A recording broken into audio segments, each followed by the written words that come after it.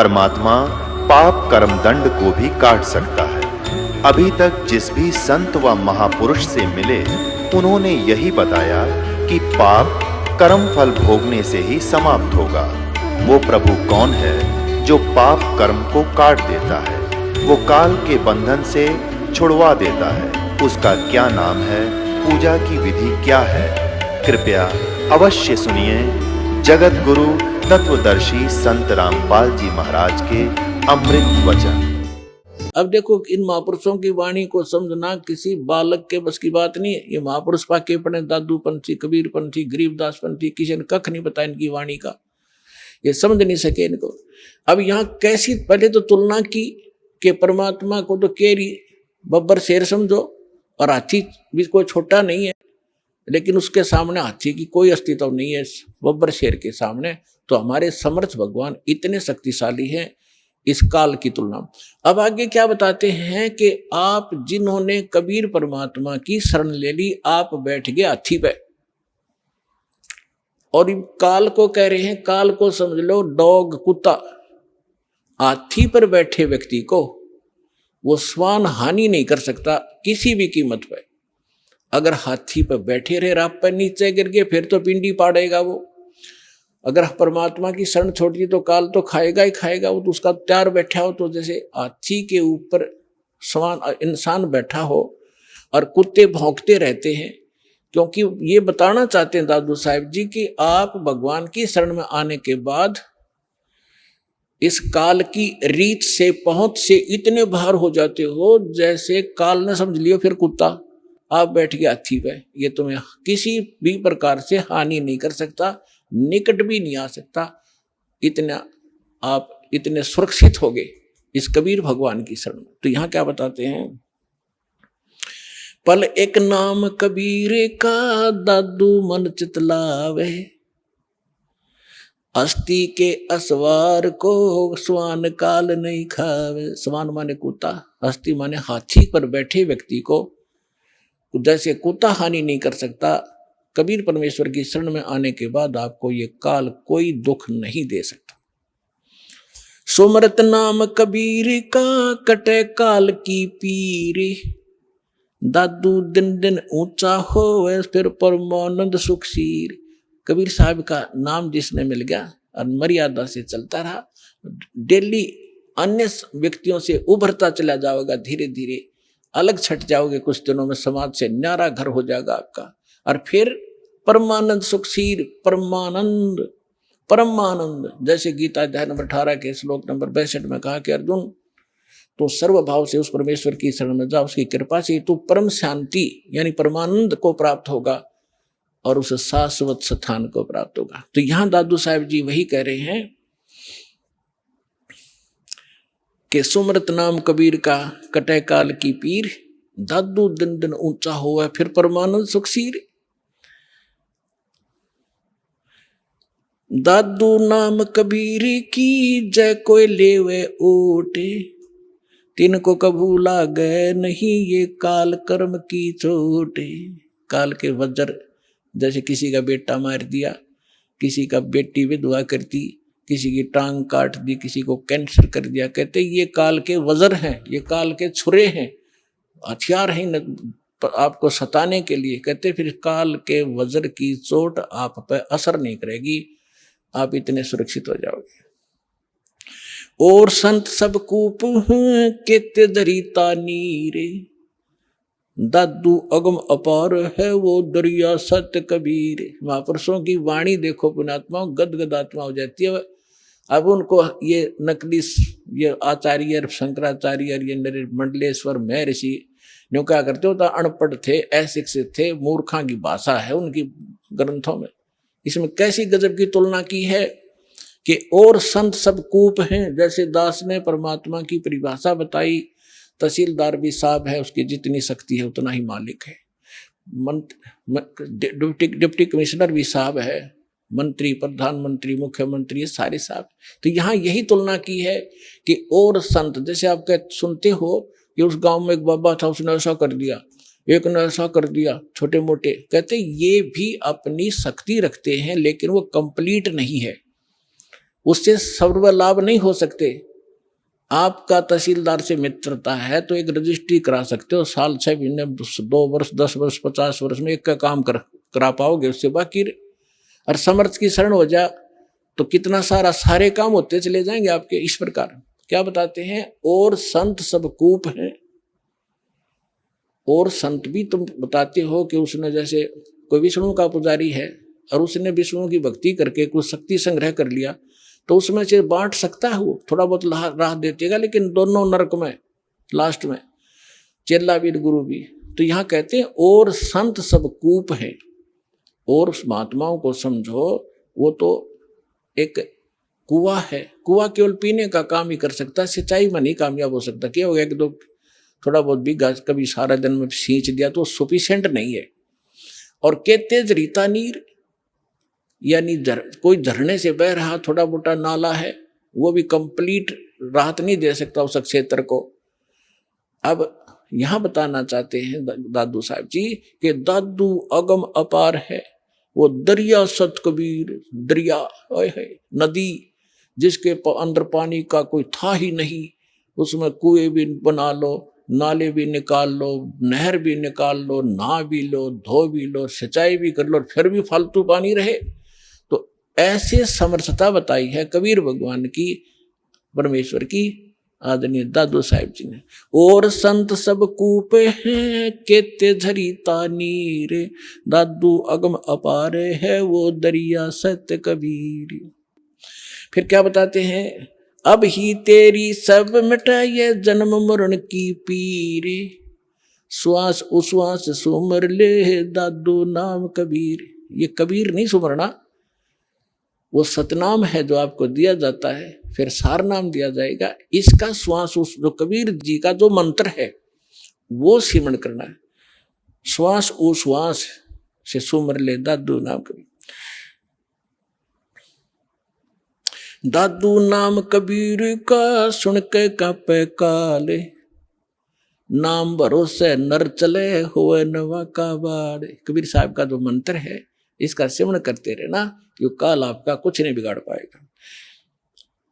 जिन मोह को निज नाम दिया सोए सतगुरु हमारे, दादू दूसरा कोई नहीं ये कबीर सिरजनहारे। तब जो दास साहब को गरीबदास साहिब जी की कथा सुनाना चाहता था। अब जैसे गरीबदास जी की कथा सुना रहा है, इसको आगे बढ़ाते हैं। इसको जैसे नानक साहिब जी को परमात्मा मिले थे जिंदा महात्मा के रूप में, सचखंड से आए थे। नानक साहिब जी सुल्तानपुर नाम का एक नगर है, शहर है, उसमें एक राजा था, नवाब था, उसके यहाँ नौकरी करते थे खजाने में। और वो प्रतिदिन नदी पर स्नान करने जाया करते थे। एक साथ में नदी बहती थी,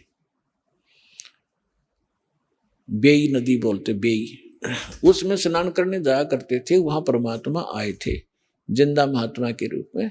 उनको बहुत सी ज्ञान चर्चा गोष्ठी हुई। पहले नानक जी ने अपना ज्ञान बताया, फिर परमात्मा ने बताया। नानक साहब जी ने कहा भी मैं आंखों देखूं तब बाबा जी तेरी गल मानूं। परमात्मा बोले ठीक है। अब तो परमात्मा, नानक साहब जी ने कहा कि मैं इस दरिया में छुपूंगा, मुझे खोजना। परमात्मा ने डुबकी लगाई, गेले परमात्मा लगा दी। उनको, उनके शरीर को अंतर्धाम करके अब स्ट्रीम में ले गए जिधर से जल आ रहा था। वह उपस्थित लोगों ने देखा कि नानक जी मर गए, डूब गए, डुबकी लगाई थी, बाहर नहीं आए। और वो शरीर रख दिया अब स्ट्रीम में जिधर से जल आ रहा था। उधर कोई भी ध्यान नहीं जा किसी का। 2-3 किलोमीटर जाकर शरीर सुरक्षित रखा एक स्थान पर, आत्मा को सचखंड ले गए। फिर सारा कुछ बताया कि मैं काशी में रहता हूँ बच्चा, वहां आ जाना, सतनाम दूंगा तेरे को। तो नानक जी तीसरे दिन वापस आए थे, दरिया के किनारे घूमते नजर आए।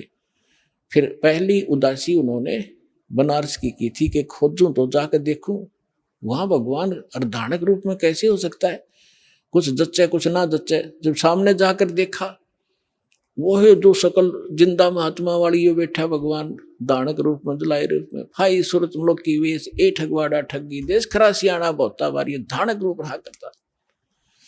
अब हम गरीबदास जी की कथा सुनाते हैं। तो क्या हुआ, 3 वर्ष के बाद बच्चे को कोई कहे इसका सब झाड़े फूक लो आए, पता नहीं कहाँ कहाँ ले गए, वैद्यों को दिखाया, सब ने कोई भूत प्रेत का साया बताया, सब फेल हो लिया। आखिर में थक लिए, 3 साल में कुछ असर नहीं हुआ। एक दिन कोई दादू पंथी, एक गोपाल दास नाम का लाला जी था, और वो घर त्याग कर सन्यासी हो गया था, बाल बच्चों को अपना जिम्मेदारी सौंप के, और लाल कपड़े पहने हुए थे। दादू पंथ से दीक्षित था। वो किसी भगत के यहाँ आया करता था, उसका चेला था छुडानी में। जब वो आया 2-3 वर्ष के बाद, ऐसे कई वर्ष में चक्कर लगाता था, तो उस भगत ने, उस गांव वाले ने कहा कि महाराज जी, हमारे एक लड़की का लड़का ऐसे ऐसे एक संत ने कुंवारी गाय का दूध पिया था, वो जंतर मंतर का, और उसके जंतर मंतर कर दिया तो मृत्यु को प्राप्त हो गया था। सुन ली भगवान ने, उसके सांस शेष थे, बच गया। अब वो पागल हो गया, और कहा जाता है कि संत की विद्या को संत ही काट सकता है। अगर आप कुछ दया करो तो बच्चे को बुलाऊं। दादू पंथी गोपाल दास जी ने कहा कि बुला, ये झाड़ फूक करना थोड़ी बहुत ये सीख लेते हैं रोटी खाने के लिए, जितने भी ये संत बने, तो बुला, मैं अभी कर दूंगा ठीक। अब उसने जाकर के उस चौधरी साहब को कहा, उनके नाना जी को, शिवलाल नाम था उसका, शिवलाल, के शिवलाल जी, हमारे पास एक महात्मा आते हैं, बड़े पहुंचे हुए हैं, और वो कहते हैं बच्चे को दिखा दो, मैं ठीक कर दूंगा। 5-7 और बूढ़े बुजुर्ग उसके साथ, गरीबदास 13 वर्ष के बालक को लाकर खड़ा कर दिया। जब दादू पंथी उस गोपाल दास ने पूछा, बेटा कौन था वो, तेरा जीवन नाश कर दिया, तेरे को बर्बाद कर दिया? तो गरीबदास जी कहने लगे, उसने बर्बाद नहीं, मुझे आबाद कर दिया। अलल पंख अनुराग है, सुन मुंडर थीरे, दास गरीब उधार दिया, मोए सतगुरु मिले कबीर।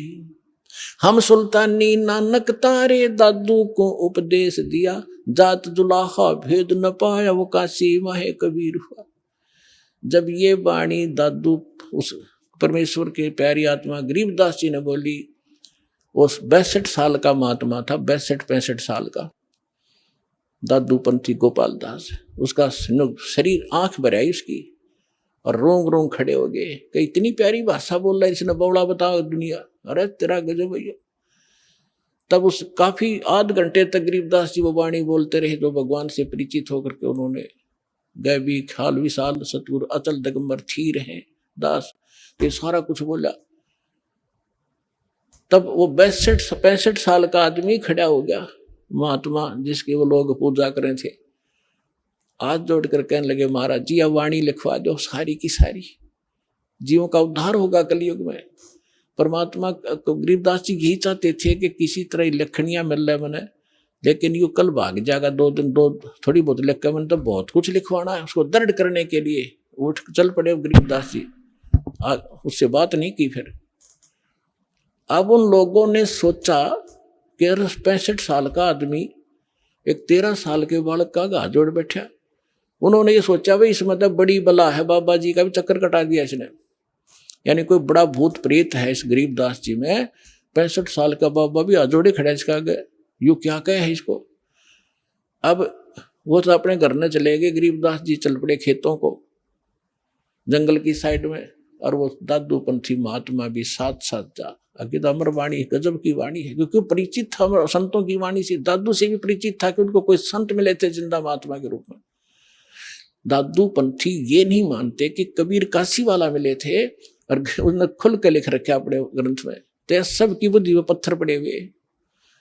तीसरे दिन गरीबदास जी ने कहा कि बाबा जी बात सुन ले, जब सारा लिखा है, जितना मैं लिखवाऊं तो मैं लिखवाऊं, नहीं तो जा अपने घर। उन्होंने कहा दादू के पंथी ने, गोपाल दास जी ने, कि महाराज जी मैं तो घर तक कति फरी हो रहा हूँ, और मेरा काम में कुछ नहीं बचा रही है, परमार्थ का काम सेवा मुझे मिल जाए, इससे बड़ा कोई मेरे लिए काम नहीं, कोई परमार्थ नहीं। तो गरीबदास जी का एक, उन्हीं के नाना का एक बेरी का बाग था, बेरी, बड़ बेरी बोलन से, उसमें एक जंडी का पेड़ था बहुत भारा। उस जंडी के पेड़ के नीचे गरीबदास जी और वो दोनों गोपाल दास जी बैठ जाते। गोपाल दास जी बनिया था, उसको लिखना आता था, वो लिखता था, गरीबदास जी बोलते थे। 6 महीने के में ये वाणी पूर्ण हुई जो आज दास के पास उपलब्ध है और जो आपके सामने वो अमृत बखेर रहा हूं। तो इन सब बातों से ये सिद्ध हो गया कि हमारे सदग्रंथ बतावें और आंखों देखा संत बतावें कि धानक रूप रहा करतार, अनंत कोट, गरीबदास जी ने कहा अनंत कोट ब्रह्मांड का एक रति नहीं भारे, सतगुरु पुरुष कबीर हैं ये कुल के सृजनहारे। तो आज का तो विषय था कि परमात्मा कौन है, कैसा है, किसने देखा है, ये सत्संग पूरा हुआ।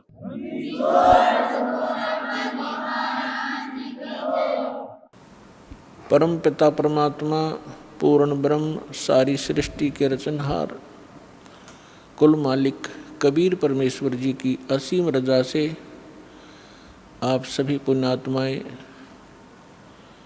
सतलोक आश्रम बरवाला जिला हिसार हरियाणा के अंदर पहुंच पाए।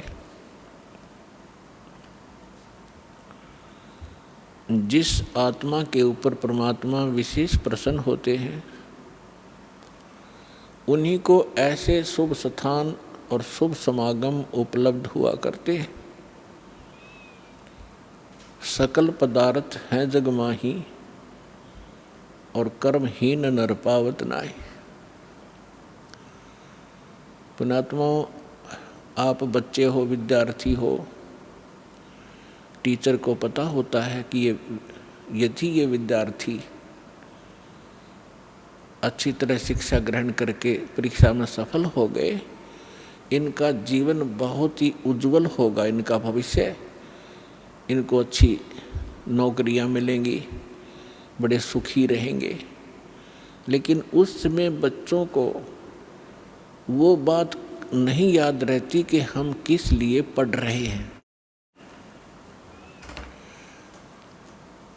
और वो अच्छे विद्यार्थी जो होते हैं टीचर के बताए प्रत्येक क्लास वर्क होमवर्क को करते ही रहते हैं तो सफल हो ही जाते हैं, फिर उनको वो वस्तु प्राप्त स्वाभाविक हो जाती है। आप वो विद्यार्थी हैं जिनको जन्म और मरण के रोग से छुटकारा पाने का और सतलोक के अंदर जाकर के वो स्थायी सुख प्राप्त करने का शुभ अवसर प्राप्त हुआ है। इसमें यदि आप उन विद्यार्थियों की तरह लगन से इन सभी क्रियाओं को करते हुए संसार छोड़कर चले गए तो आपको वो स्थान प्राप्त होगा जो आज तक हजारों वर्षों तक ऋषि महर्षि प्रयत्न करके निष्फल रहे। तो आप कितने पुण्यकर्मी हो, आप कितनी पुण्यात्मा हैं। लाल की कीमत का लाल को ज्ञान नहीं होता, जौहरी बताया करता है। ये दास जौहरी है, आप उस परम पिता के लाल हो, आपको मालूम नहीं, इस दास को मालूम है। आपके लिए वो परमात्मा कितने भटक रहे हैं। आपने काल की भांग पी रखी है, आप जी को केवल यहाँ के संसारिक सुख दिखाई देते हैं। भविष्य का आपको कोई, आपके भविष्य में आगे नेक्स्ट जीवन में क्या होगा, इससे आप बिल्कुल अनभिज्ञ हैं। परमात्मा कहते हैं गोता मारूं स्वर्ग में, जा बैठूं पाताल, और गरीब दास ढूंढता फिरूं अपने हीरे मोती लाल। आप कहाँ से आए हैं, ये ना तो आपके बस की बात यहाँ आना, केवल परमात्मा ही आपको यहाँ लाता है। पहले तो आप तक संदेश भेजा, ऐसा अनमोल ज्ञान किसी भी माध्यम से, किसी भक्त के माध्यम से, किसी बुक के माध्यम से या किसी टीवी चैनल के माध्यम से, और फिर आपको प्रबल प्रेरणा की उस परमपिता ने, और फिर आपकी व्यवस्था की यहाँ तक आने में कोई मध्य प्रदेश से आ रहे हैं, कोई उत्तर प्रदेश से आ रहे हैं, कोई महाराष्ट्र से, कोई उड़ीसा से। पुण्यात्माओं, आज हम इतने लेजीमैन हो चुके हैं, हम अपने पड़ोसी घर में भी नहीं जाएं, जो सोचें फिर मिलेंगे मित्र को, और आप इतने दूर यहाँ आ गए। कहते करे करावे साईं मन में लहर उठा, दादू सदर जीव के वो आप बगल हो जा। तो आपके ऊपर कितनी रजा है सोच भी नहीं सकते। इतनी दूर आना, ट्रेनों के अंदर कितनी कठिनाई होती है, लेकिन आपके पिछले पुण्य इतने प्रबल हैं कि आपको वहाँ रुकने नहीं देते। और पिछले ही तप से होते हैं पूर्ण हंस मुराद, पिछले संस्कार आपके साथ हैं। आप किसी समय परमात्मा कबीर जी के साथ रहे हो जब भगवान धरती पर आए हुए थे। उस समय आप अशिक्षित थे, आप परमात्मा को परमात्मा नहीं मान सके, लेकिन परमात्मा से प्राप्त उन साधनाओं को करते रहे, मोक्ष प्राप्ति नहीं कर सके, लेकिन आपको परमात्मा ने इतना पुण्य युक्त कर दिया उस समय। सन 1398 से सन 1518 तक 120 वर्ष परमेश्वर कबीर जी इस पृथ्वी पर ज्ञान बांटते रहे। एक औपचारिकता जुलाहे का काम भी करते रहे। वहाँ जुलाहे का काम कर रहे हैं, हजारों जगह प्रकट होकर अपनी प्यारी आत्माओं को ये सत संदेश भी दे रहे होते थे। तो आपको इतना भक्ति युक्त कर गए उस समय, ताकि आपको मनुष्य जीवन प्राप्त होते रहे। अन्य योनियों से, अन्य प्राणियों के जीवनों से मनुष्य शरीर बहुत ही श्रेष्ठ है, लेकिन भक्ति ठीक ना मिलने से एक दिन इसके पुण्य अक्षीण होकर फिर ये पुण्य 84 लाख योनियों में चला जाता है। तो परमात्मा ने आपको इतना चार्ज कर दिया कि आप मनुष्य जीवन प्राप्त करते हुए आते रहे, और आप जी को इस समय तक यहाँ लाना था। अब परमात्मा ने आपको इतना भक्ति युक्त कर दिया कि आपके मनुष्य जीवन होते हुए आ रहे, तभी तो आपके अंदर प्रेरणा है परमात्मा की। यदि जो प्राणी 2 प्रकार से मानव शरीर प्राप्त होता है, एक तो विधान है परमेश्वर का, इस काल को बनाकर दे रखा है, और काल की मजबूरी बना रखी है कि इसने मानव शरीर एक आपको देना ही पड़ता है, क्योंकि इसने 1 लाख मानव शरीरधारी प्राणियों के शरीर से निकले हुए गंध को खाने का एक श्राप लगा हुआ है इसकी गलती से। 2 प्रकार से मानव शरीर प्राप्त होता है, एक तो टर्न वाइज, यानी परंपरागत प्राप्त होता है। 84 लाख प्रकार के इन शरीरों में कुत्ते, गधे, मक्खी, मच्छर, पशु पक्षियों के जीवनों को भोगते हुए एक मानव शरीर प्राप्त होता है। तो जो ऐसे प्राप्त मानव शरीर प्राणी है तो वो भी अच्छी किस्मत, जो क्योंकि पीक प्राइम टाइम में जन्मा है, लेकिन उसके अंदर भक्ति की कसक नहीं होती। 100 बार कहने से भी उसकी आत्मा प्रेरित नहीं होती। और दूसरी प्रकार का जन्म ऐसे होता है, जो पीछे भी मनुष्य थे, आज भी मनुष्य जीवन प्राप्त हुआ है, मानव स्त्री या पुरुष का, तो उनके अंदर पूर्व संस्कार से वो भक्ति की कसक बनी ही रहती है, और जिस कारण से वो भक्ति भगवान के बिना टिक नहीं सकते। चाहे कहीं पहाड़ पर जाना पड़े देखा देखी, चाहे कोई मंदिर में आस्था बनानी पड़े, या कोई व्रत रख के अपनी संतुष्टि करनी पड़े, वो टिक नहीं सकते, क्योंकि वो पिछले संस्कारी प्राणी हैं। तो परमात्मा ने आपको 600 वर्ष पहले आप पर मेहर की थी। 64 लाख शिष्य कबीर भगवान के, एक धानक जुलाहे के, एक झोंपड़ी में बैठे व्यक्ति के 64 लाख शिष्य हुए थे। तो विचार करके देखो पुण्यात्माओं, जिसको हम एक कवि समझकर उसकी फाइल को बंद करके बैठ गए थे कि वो तो एक कवि था, संत भी नहीं मानते थे हम, केवल एक कवि मानते थे, क्योंकि हम अपने पाठ्यक्रम की पुस्तकों में उनके दोहे पढ़ा करते थे और कवि की संज्ञा में लेकर ही, कवि की श्रेणी में ही उनको गिना जाता था। अन्य कितने कवि हुए हैं, उनके पैरेलल उनके नाम लिखे जाते थे। किसी का कोई शिष्य हुआ, ये भगवान थे। और इन्होंने जो अमृतवाणी, जो तत्व ज्ञान प्रचार किया, कबीर सागर के अंदर विद्यमान है, उससे भी स्पष्ट है। उन्होंने वो ज्ञान दे रखा है जो वेदों, पुराणों, श्रीमद् भगवद गीता, बाइबल, कुरान और इनमें नहीं है। वो ज्ञान भी परमात्मा ने बोल रखा है। तो वो परमात्मा थे, ओनली कवि नहीं थे।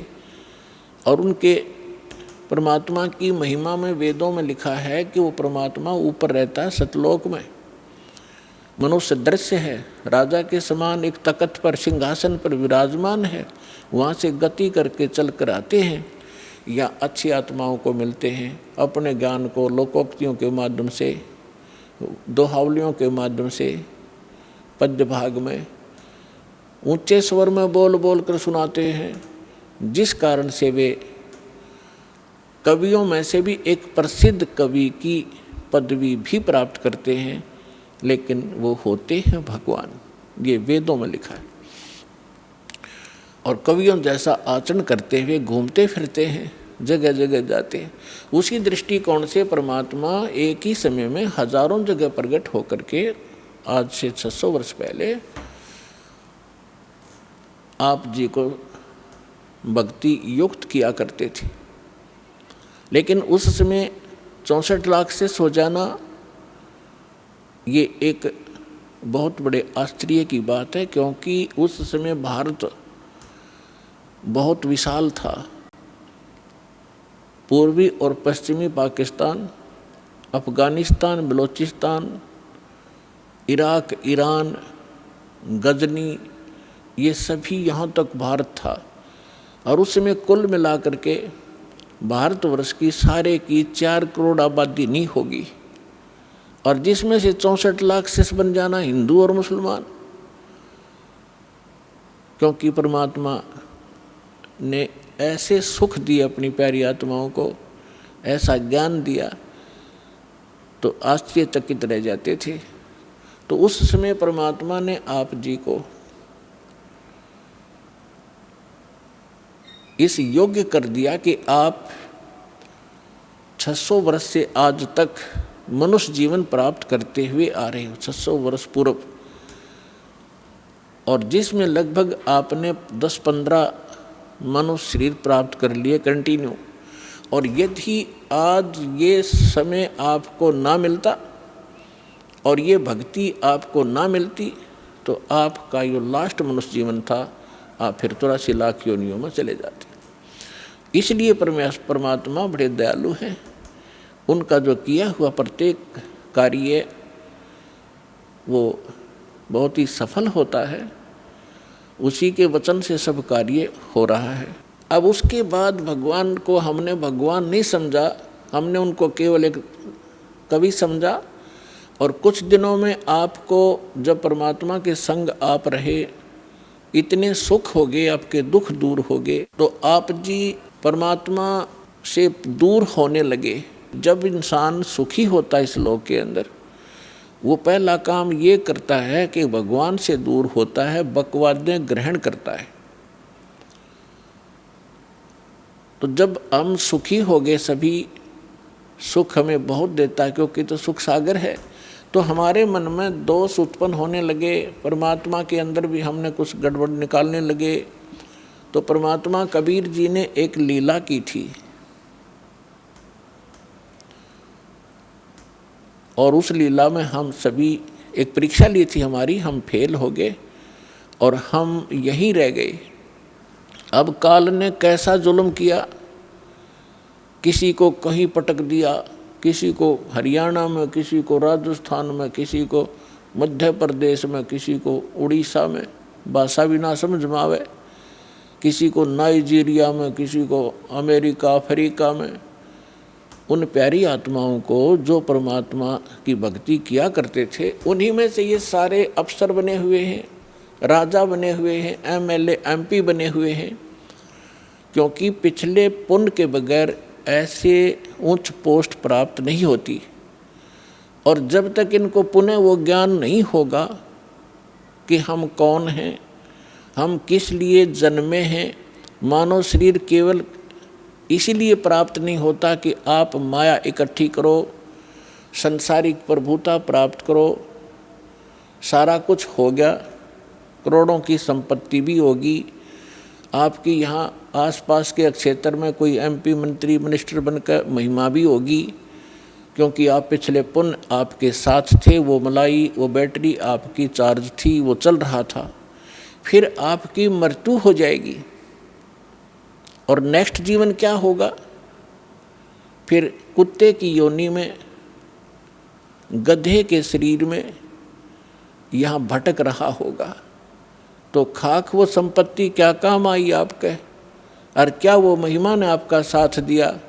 चाहे आपकी मृत्यु के उपरांत यहाँ पर कोई आपका बुत बनाकर, आपका तस्वीर बनाकर सालाना, चाहे आपके उस देश के लोग उस पर बेशक माला अर्पित करते रहें, आप गधा बनकर धक्के खा रहे होंगे।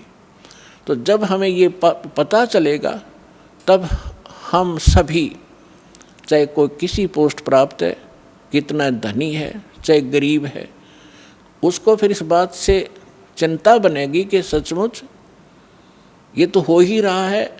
पता नहीं कितने आप देख रहे हो प्रधानमंत्री, राष्ट्रपति, 1 मिनट में मृत्यु हो जाती है। फिर क्या, कहाँ गई वो प्रभुता?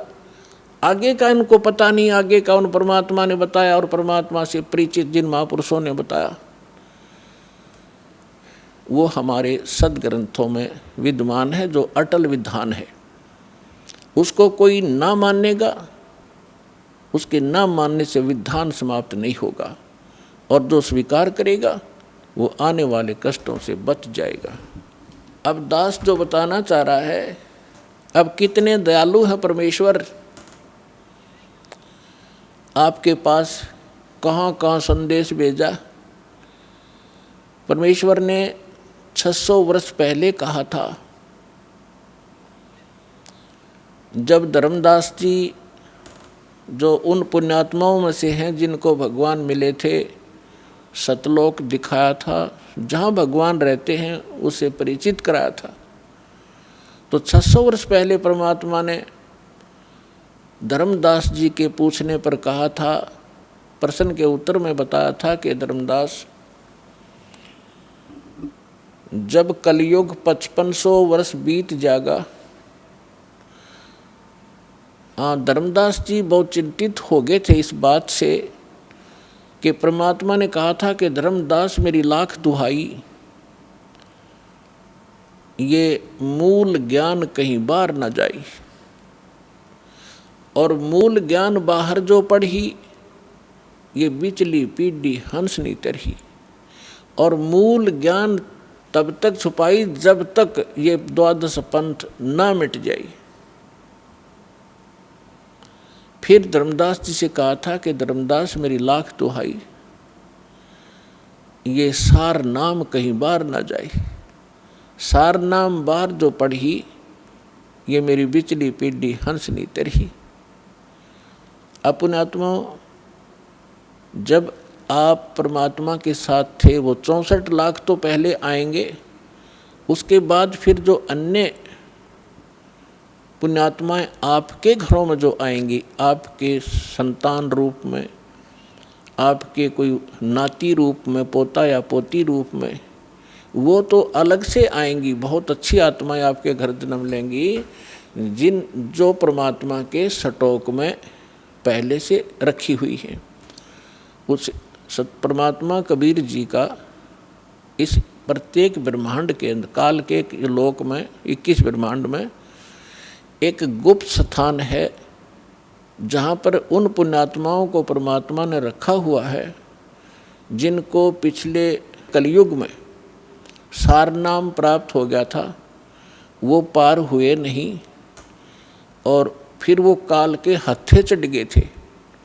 क्योंकि इस ज्ञान से आपकी आत्मा में ऐसा दृढ़ निश्चय अवश्य हो जाएगा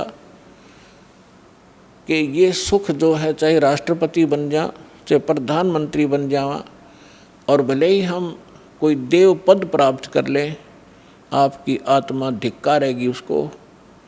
तो कबीर साहब के साथ ना जाने करके कुछ अच्छी आत्माएं जिनको सार नाम प्राप्त हुआ था किसी कलयुग में, तो वो पार ना हुई, दूसरे संस्कारवश किसी लोक में चले गए। तो उसके लिए परमात्मा कहते हैं शिव मंडल ब्रह्मापुरी। शिव मंडल ब्रह्मापुरी चाहे विष्णु लोक में हो, हमरे गुण भूला नहीं तो आण छुटाऊं। तो जैसे कोई भक्त इस ज्ञान से परिचित और किसी कारण से नाम खंडित हो जाने से उसकी मृत्यु हो जाती है, तो वो कहाँ जाता है? आपको प्रथम मंत्र में श्री ब्रह्मा जी, श्री विष्णु जी, श्री शिव जी, श्री गणेश जी और श्री दुर्गा जी आदि इन देवों के वो मूल मंत्र दिए जाते हैं जिनसे आपको बहुत लाभ मिलना है।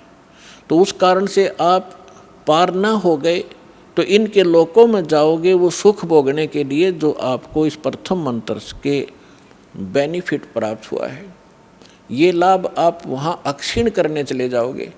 वहाँ जाकर आपको याद आएगा कि ये तो गुरुजी बताया करते थे कि हमने यहाँ का देव पद भी नहीं लेना, राज्य पद प्राप्त नहीं करना, यहाँ हमारे पुण्य नाश होते हैं। तो वहाँ जाकर फिर वो रोते हैं। और ये जो प्राइम टाइम होता है इसका सीमा है।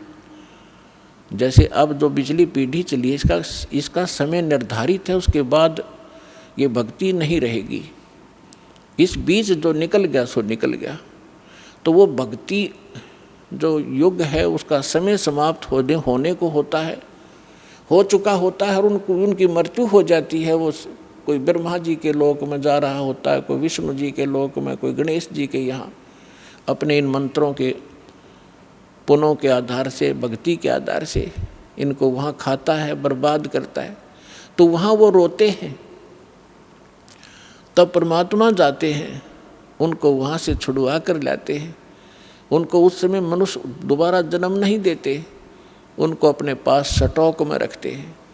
उनके ऊपर इतना रहम हो जाता है कि अब उनका जन्म आपके घरों में होगा, आपके बेटा बेटी, आपके पोता पोती के रूप में सबके घर वो पुण्यात्माएं आएंगी। उनके संस्कार इतने गजब के होंगे, इतने अच्छे होंगे कि उनको किसी प्रकार का कोई कष्ट नहीं होगा उनके जीवन में। और उनको जन्म से ही मंत्र मिलेंगे, 3 वर्ष के होते ही भक्ति करेंगे, और 8 वर्ष का होते उसको सतनाम मिलेगा, और फिर 12 वर्ष के बाद, 13 वर्ष के बाद अंतर ही उसको सतनाम सारनाम प्राप्त होगा। अब के वो मोक्ष प्राप्त कर जाएंगे। आप भी करोगे, क्योंकि ये भक्ति युग प्रारंभ हुआ है।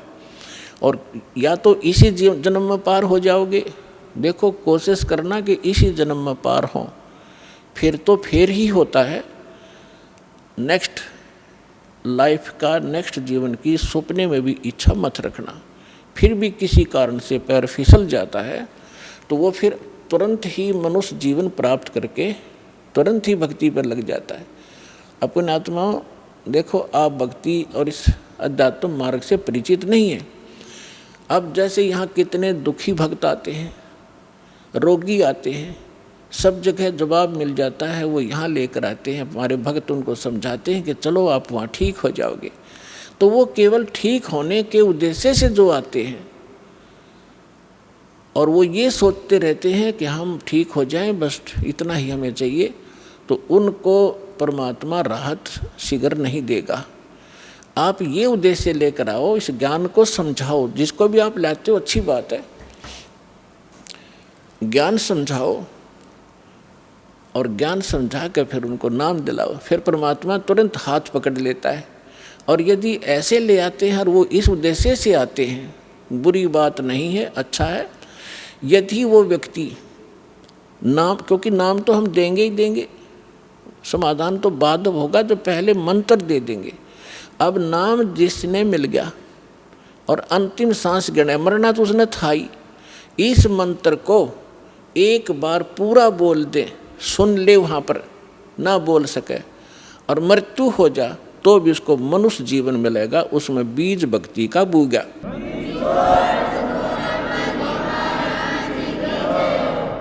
हमने असंग जन्म हो गए, जन्मते मरता ने, धक्के खात्या ने, और अब मनुष्य जीवन प्राप्त होगा तुरंत ही 10वें महीने यहाँ सतलोक आश्रम बरवाला में आ लेगा और उसका फिर जीवन शुरू हो गया।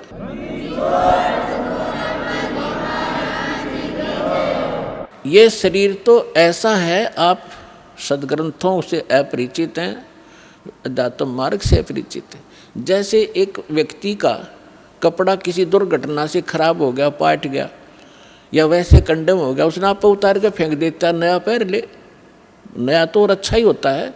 तो ऐसे ये पुराना चोला किसी कारण से डिफेक्टिव हो गया, अगर आप भक्ति ढंग से करोगे तो इसको ठीक कर देगा परमात्मा, क्योंकि यह माटी उसी ने चला रखी है, उसी ने मिट्टी से इसको कितनी अच्छा बना रखा है, उसके हाथ में है। या लाखों लोग ठीक हो गए, कैंसर कतीनों टपकते आवे थे खून उनके, और 10वें दिन उनके घाव भर गए, जिसने सच्ची दल से परमात्मा को चाहा और भक्ति करी। तो दास का कोई उद्देश्य आपको बहकाना नहीं, लेकिन सच्चा ज्ञान बताना। और आप देख रहे हो यहाँ पर जो भी पैसा आता है आपका दान किया हुआ, सारा परमात्मा के भक्तों के लिए खुला भंडारा खोल रखा है, सारी व्यवस्था कर रखी है।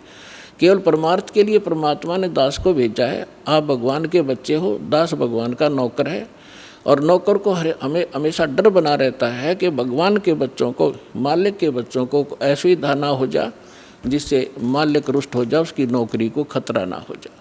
तो दास इस उद्देश्य से आपकी सेवा कर रहा है। आप सच्चे दिल से जब भक्ति करोगे आपका मोक्ष होगा। और जो प्रसंग चल रहा था कि 64 लाख तो वो आएंगे, उन 64 लाख के घर वो भक्त आएंगे जो परमात्मा के रिजर्व बैंक में रखे हैं आत्माएं। और उसके बाद जो अन्य भी जन्म ले रहे हैं, अरबों प्राणी है मनुष्य जीवन में, तो उनके लिए कैसा होगा कि जैसे एक बार आपको कथा सुना रखी है कई बार दास ने, ये कागभूषण जी एक बहुत बड़े महापुरुष माने जाते हैं, अपने पुराणों में कथा आती है। तो उसने गरुड़ जी ने उनसे पूछा कि हे कागभूषण, आपको ये भक्ति कैसे प्राप्त हुई, आपकी कितनी आत्मा शांत है, आपकी कितनी दीर्घायु है, आपको ये उपलब्धि कैसे प्राप्त हुई? तो कागभूषण ने बताई अपनी, यहाँ संक्षिप्त में बताऊंगा। कागभूषण जी ने गरुड़ जी से कहा कि गरुड़ जी, एक बार मुझे मानुष जीवन प्राप्त था और मेरी 20 वर्ष की आयु थी।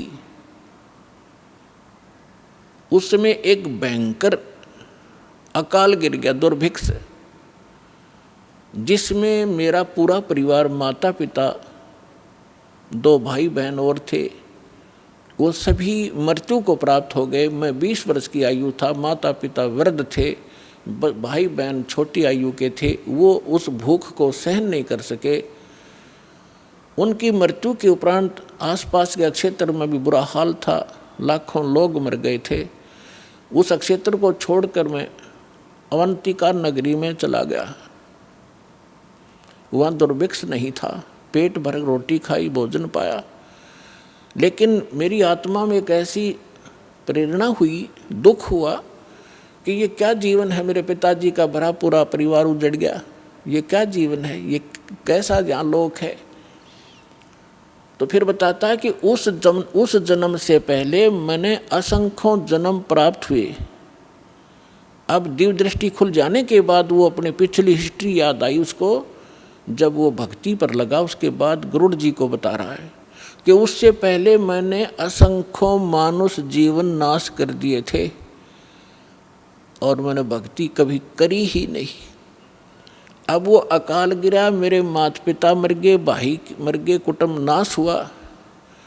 अवंतिका नगरी में एक पंडित जी गुरुद्वारा, उसमें शिव द्वारे में, शिव मंदिर में कथा कर रहा था।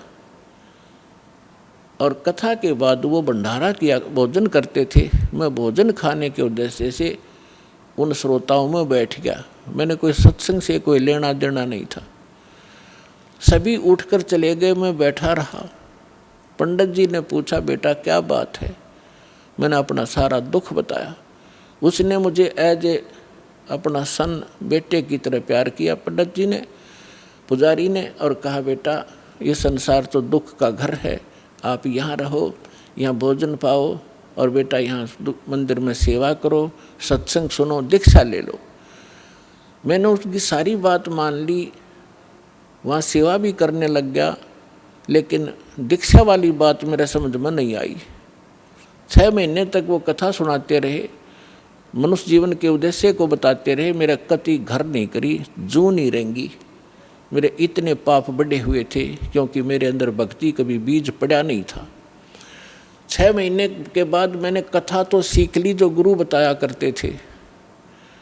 मैं युवा था, गुरु जी वृद्ध हो गए थे। मैं श्रोताओं को गुरु जी की अब्सेंस में, अनुपस्थिति में वो कथाएं सुनाने लग गया। सुरीली आवाज़ थी, युवा शरीर था। श्रोता मुझे मेरी बड़ी प्रशंसा करने लगे कि क्या बात भाई, आप तो बड़ा गुरु जी से भी बढ़िया सत्संग सुनाते हो, वाह भाई वाह, आपकी तो बड़ी प्यारी आवाज़ है। इस जीव को बहुत प्रकार से ये हानि होती है, वो फाउल पॉइंट भी आपके रूबरू किए जाते हैं ताकि आप फिर से गलती ना कर जाओ, इसलिए ये कथाएं सुनाई जाती हैं। अब उन श्रोताओं की प्रशंसा से मेरे अंदर हवा भर गई, मैं अभिमानी हो गया, अहंकार भर गया।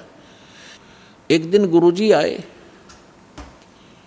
मंदिर में पूजा के उद्देश्य से बाहर से आए, और मैं श्रोताओं के बीच में बैठा था, प्रशंसा सुन रहा था। मैंने गुरुजी को बैठे बैठे ही दर्शन कर लिए, प्रणाम भी नहीं करा, बस यूँ देख लिया। जबकि गुरुजी को खड़ा होके मैं खड़ा नहीं हुआ। मान बढ़ाई का मारा कि मेरी बेइज्जती हो जाएगी जब मैं खड़ा हो गया था, क्योंकि प्रशंसक सामने बैठे थे। अब गुरुजी को कोई ध्यान नहीं था, उसको तो कोई मतलब लेना देना ही नहीं होता। नियम बता दिए, जो पालन करेगा सफल होगा, जो तोड़ेगा खंडित करेगा वो दंडित होगा। गुरुजी जाकर मंदिर में अपनी पूजा अर्चना करने लग गए। आकाशवाणी हुई उस मंदिर में, और भगवान शिव के पुजारी थे वो पंडित जी। आकाशवाणी हुई, भगवान शिव ने कहा कि रे धुरत, तेरे को 1 लाख वर्ष के लिए नरक में डालूंगा। ये आकाशवाणी सुन ली गुरुजी ने। अपने आत्माओं, परमात्मा कबीर साहब कहते हैं, बहुत प्यारा बालक माँ का। गुरु पिता को अपना बेटा या बेटी बहुत प्यारी होती है, लेकिन माँ को पिता से भी कई गुना और प्रेम बच्चों में होता है, स्वाभाविक है। और कहते हैं गुरु जी को उससे भी 100 गुना होता, माँ से भी ज़्यादा 100 गुना प्यारे होते अपने शिष्य। उनके भविष्य के बारे में वो इतना चिंतित रहता है। कहते हैं बहुत प्यारा बालक माँ का, उनसे बढ़कर शिष्य गुरुओं का। तो यहाँ गुरुजी ने जब सुना कि कागभूषण को, उसका नाम कुछ अन्य था, कि भगवान शिव कैसे नाराज हो गए इस बालक पर, क्या गलती की। वो एकदम छोड़कर पूजा को आया कि बेटा क्या गलती की तूने, अक्षमा याचना कर। अरे बालक दर शिव का ध्याना, ताते बख्शे तेरे प्राणा। तो उसने पूछा, तो गुरुजी ने प्रार्थना की, हे भगवान शंकर, हे महाराज, क्या गलती होगी आपके बच्चे से, माफ़ करो बालक है, माफ़ करो बालक है। तब आकाशवाणी हुई कि इस धूर्त ने मेरे भक्त की इंसल्ट की है। जब ये गुरु के साथ ऐसा व्यवहार कर सकता है तो मेरे साथ कैसा करेगा।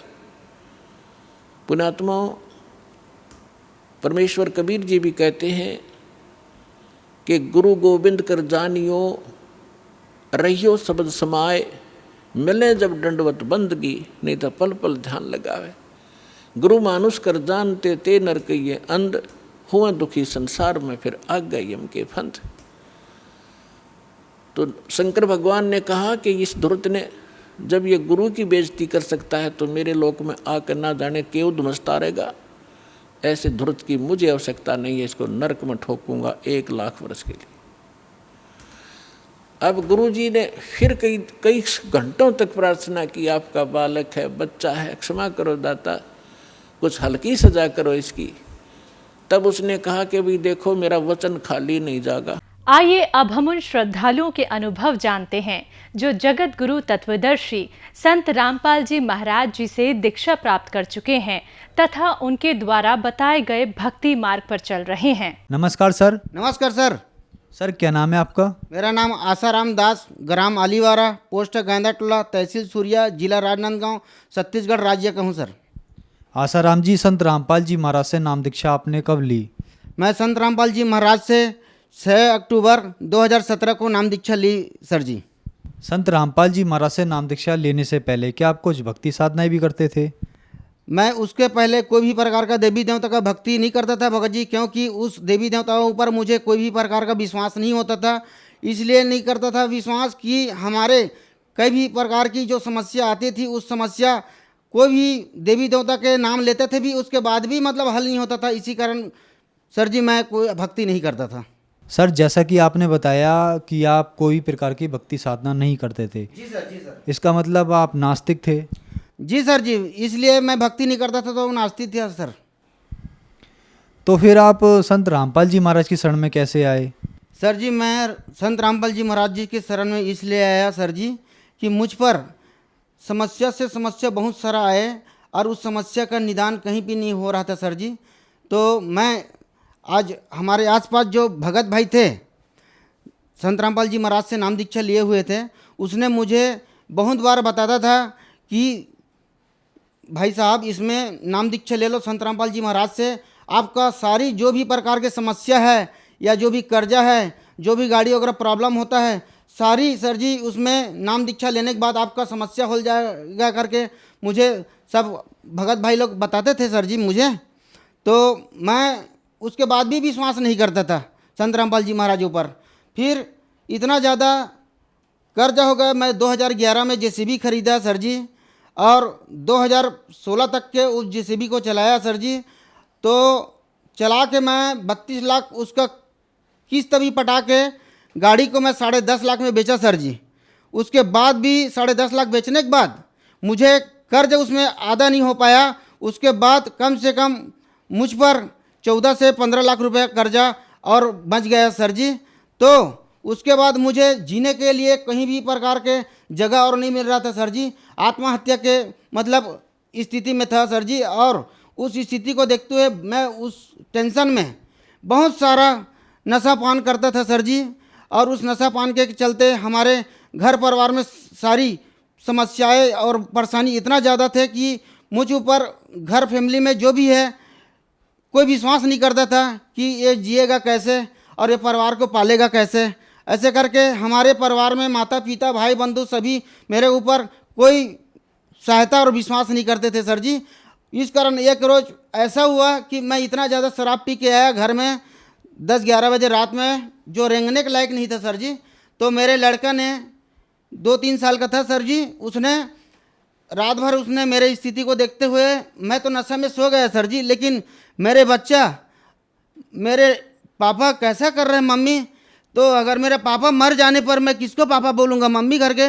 इतना रात भर उन लोग मेरे परिवार रोना शुरू कर दिया सर जी। और मैं तो नशे के हालत में था, मैं सो गया सर जी। तो सुबेरे उसके बाद ऐसा समस्या खड़े हो कि मैं खाट से उठने के लायक नहीं था सर जी। तो मेरे यहाँ जो श्रीमती है, जो हमारे आस पड़ोस के जो भगत जी है, हमारे लूली कसक है राजेंद्र दास जी भगत है, हमारे फाफामार से जनक दास जी भगत जो है जो आज जिला कोऑर्डिनेटर है, उनको फ़ोन किया, भांचा आज तोर भांचा ला बचा ले भांचा, तोर मामल बचा ले भांचा करके इतना रो रो के फ़ोन लगाए मेरे यहाँ श्रीमती ने।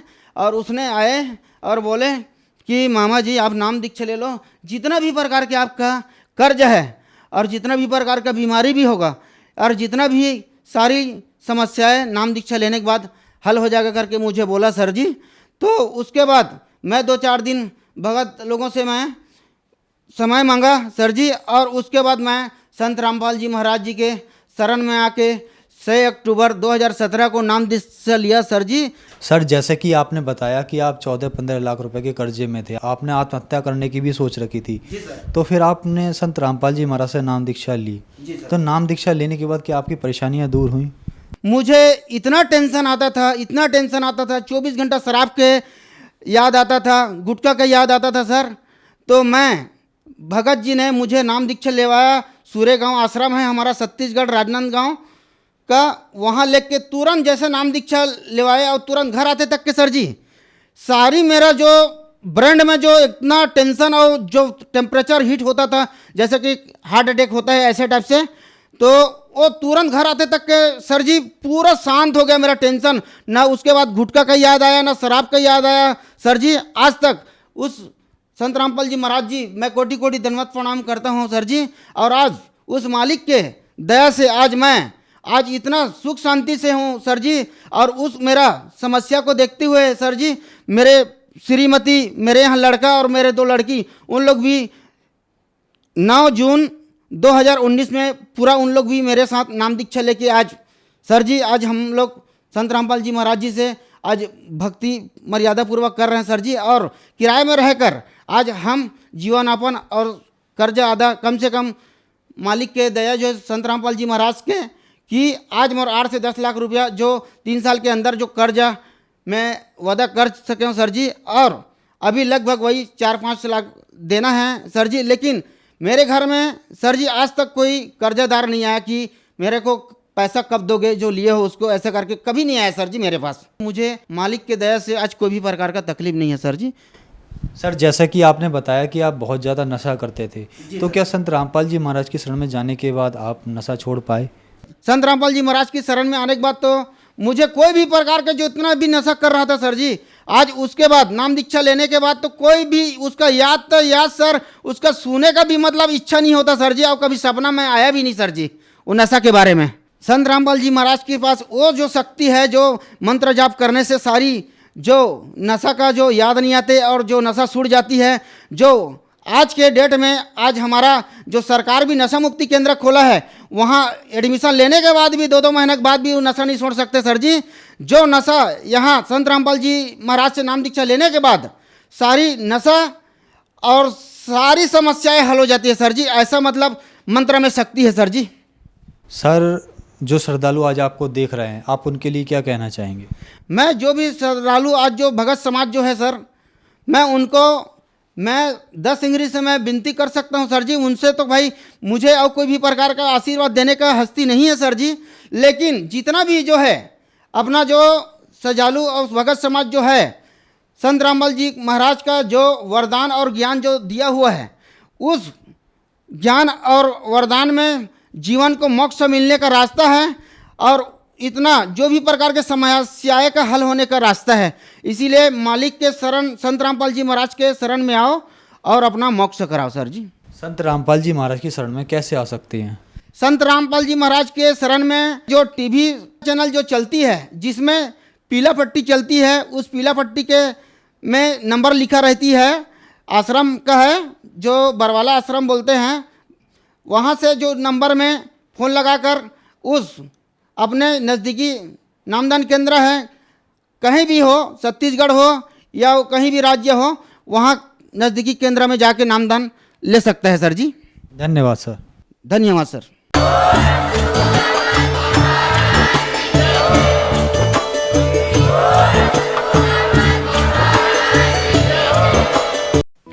आप सुन रहे थे जगत गुरु तत्वदर्शी संत रामपाल जी महाराज के मंगल प्रवचन।